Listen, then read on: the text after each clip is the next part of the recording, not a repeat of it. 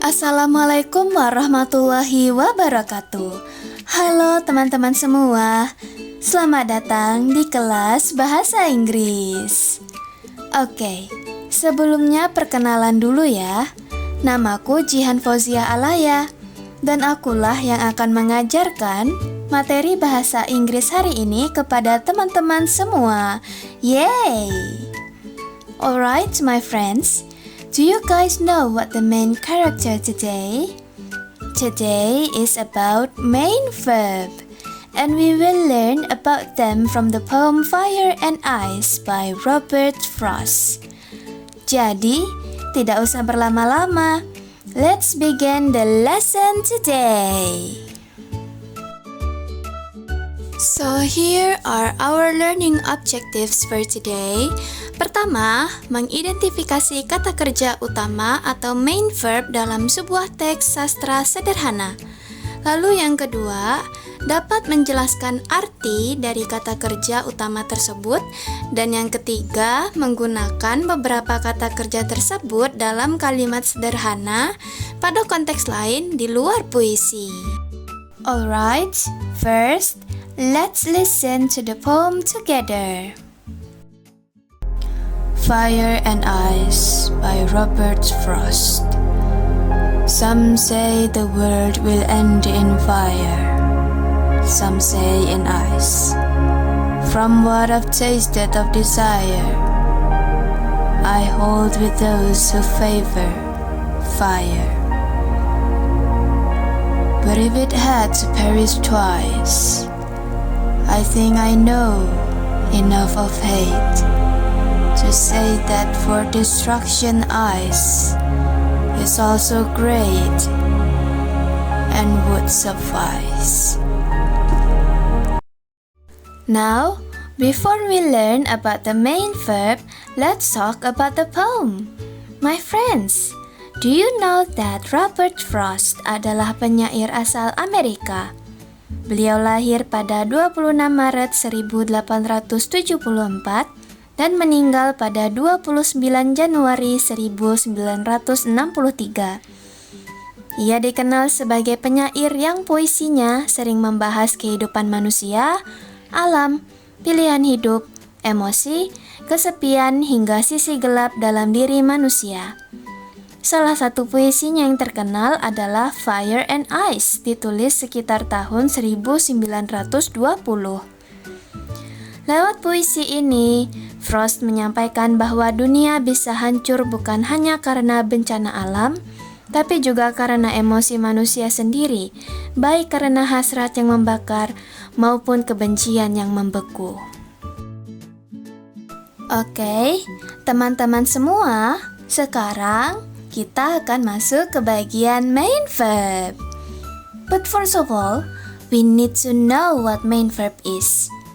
Jadi, main verb adalah kata kerja utama atau bisa dibilang kata kerja yang menunjukkan tindakan atau keadaan dalam kalimat dan merupakan makna yang sebenarnya. Tanpa main verb, kalimat tidak bisa menjelaskan apa yang sebenarnya terjadi. And the function of the main verb adalah untuk menunjukkan apa yang dilakukan oleh subjek dan kondisi dari subjek itu sendiri.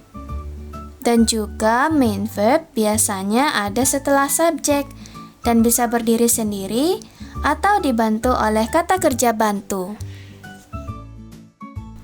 Alright my friends, now we enter into the identification main verb from the poem Fire and Ice. Nah, sekarang kita identifikasi dulu nih kata kerja utama atau main verb yang muncul di puisi Fire and Ice. Karena ini puisi atau poem, maka strukturnya tidak selalu seperti kalimat biasa. Tapi di dalam puisi, kita juga bisa cari loh main verbnya lewat kata yang ngasih tahu tindakan atau perasaan utama di dalam puisi atau poemnya. Nah, teman-teman, sekarang mari kita cari kata mana saja yang memberitahukan tentang tindakan atau perasaan utama di dalam puisinya. Jika dilihat lebih teliti, sepertinya kata yang memberitahukan tentang tindakan atau perasaan utama adalah say, suffice, hold, think, know, and, taste, favor, perish, dan is. Sekarang kita ambil beberapa main verb dari puisi ini dan mencoba untuk membuatnya menjadi sebuah kalimat biasa atau simple sentence agar terlihat lebih jelas maknanya. Baik, kata yang pertama, say, dalam baris some say in ice, artinya adalah mengatakan. Jika dibuat dalam kalimat biasa, jadinya they say it will rain tomorrow, di mana say memberikan makna bahwa mereka mengatakan kalau besok akan hujan. Lalu kata yang kedua, suffice, dalam baris and would suffice, artinya adalah cukup. Jika dibuat dalam kalimat biasa, jadinya one apple will suffice for breakfast. Suffice di sini memberikan makna kalau satu apel cukup untuk sarapan pagi. Lalu kata yang ketiga, yaitu hold, dalam baris I hold with those who favor fire, artinya adalah memegang atau menggenggam.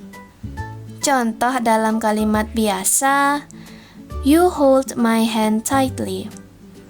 Hold di sini memberikan makna bahwa kamu memegang tanganku dengan erat.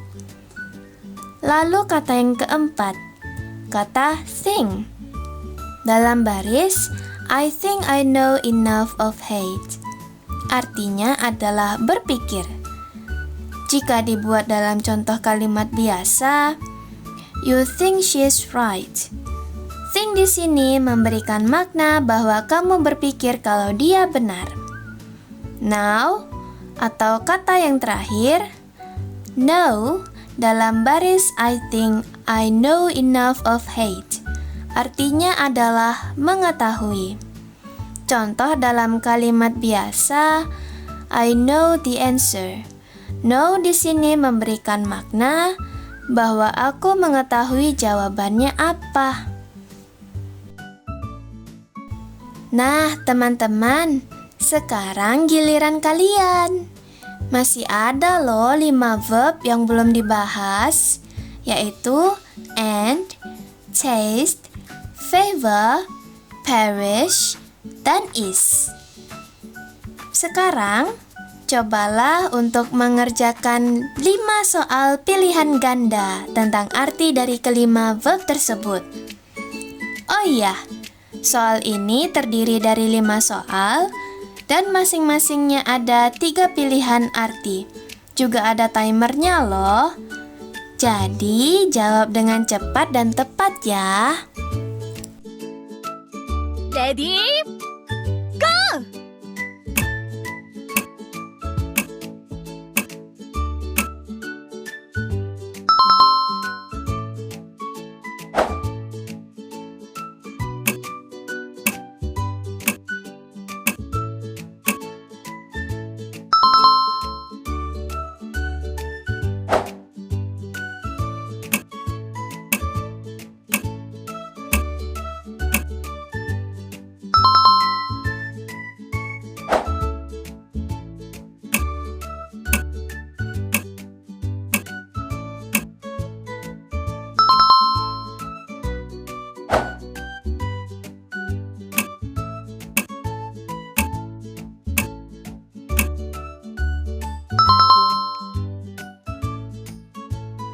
Bagaimana teman-teman? Apakah soalnya terlalu mudah? Tenang saja, masih ada soal selanjutnya kok. Nah, di sini kita sudah mengetahui arti dari 5 verb tersebut. Sekarang, cobalah untuk mengisi kelima kalimat simple tense ini dengan 5 main verb dari soal sebelumnya. Jawab dengan tepat ya.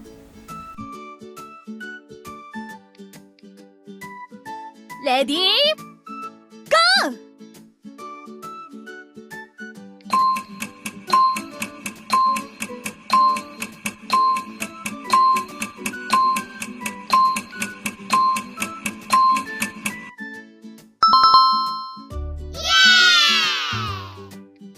Nah, bagaimana teman-teman?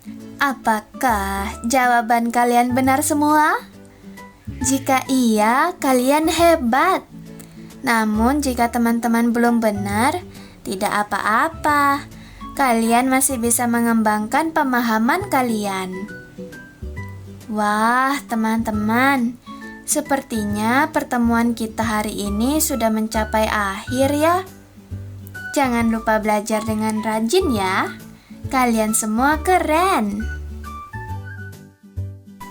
Nah, teman-teman, hari ini kita sudah belajar untuk menemukan main verb di dalam puisi, mengetahui artinya, dan terakhir, mencoba menggunakannya dalam kalimat simple sentence. Oke, itu dia pembelajaran kita hari ini. Gampang tapi penuh makna kan? Jangan lupa latihan lagi ya di rumah dan tulis kalimat versimu di kolom komentar ya. Sampai ketemu lagi.